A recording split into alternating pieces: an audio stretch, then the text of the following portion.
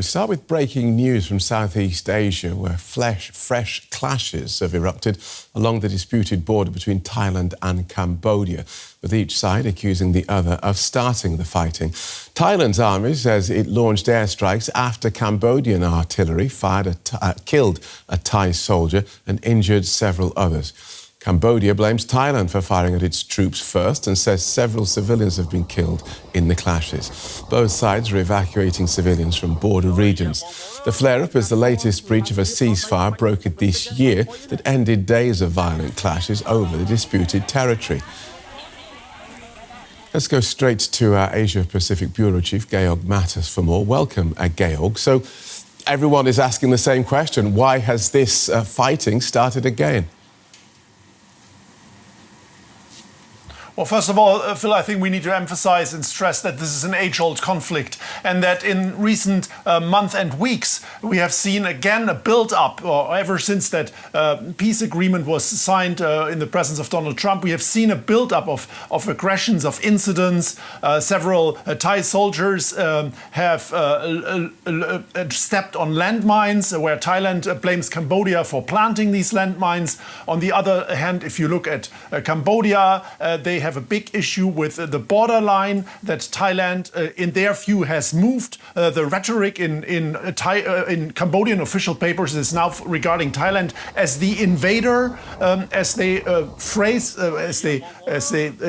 address Thailand in their official statements, and of course both sides are blaming each other. So again, a very serious situation and violent build-up. Right, you say this goes back some time, and the roots of it, this is territory, this is where the border lies.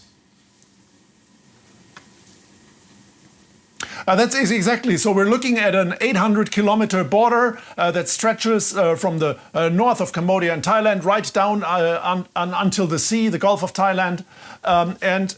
This is a conflict basically about patches of jungle and patches of where several temples are located. So in many ways it's a symbolic fight. It's not a fight about natural resources or strategic positions here. And so a number of people have already raised the question if there may be a second agenda behind this fighting. If you look at social media, nationalism in both countries is sky high. There is a real push on both sides on social media where fake news is being spread that is fueling this conflict, and that is not a good sign, seeing that already now hundreds of thousands of people have been evacuated from both sides of the border, and Thai airplanes have been dropping bombs, and the Cambodians so far dispute that they have shot rockets, but if you listen to Thailand and to people there have been several reports that rockets have been fired from Cambodia. So where does this leave the peace deal that they signed with Donald Trump earlier this year? I think the sad news here really is that one has to realize that this peace deal just wasn't the big deal and the big agreement that it may have looked like at the time. Some also say that Donald Trump insisted on this big ceremony to sign a peace deal, whereas the Thai foreign minister at the time said more it's a procedural step.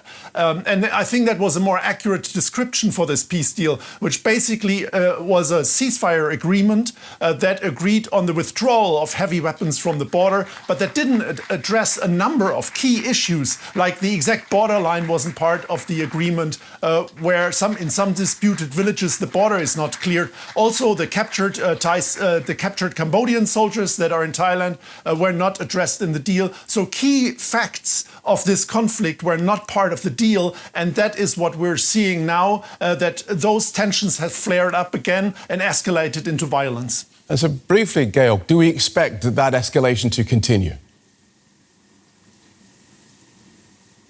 I think there's a good chance that this might continue, seeing that both sides have withdrawn people in huge quantities. 300,000 on the Thai side have been evacuated. I just got off the phone from some local residents who have said that their villages are now flooded with people who are withdrawn from the borderlines. The militaries are in charge and are told to protect the sovereignty of the countries. And so one has to hope that really, as the Malaysian Prime Minister has said, de-escalation and political pressure is put on both sides to stop the fighting and to stop it now.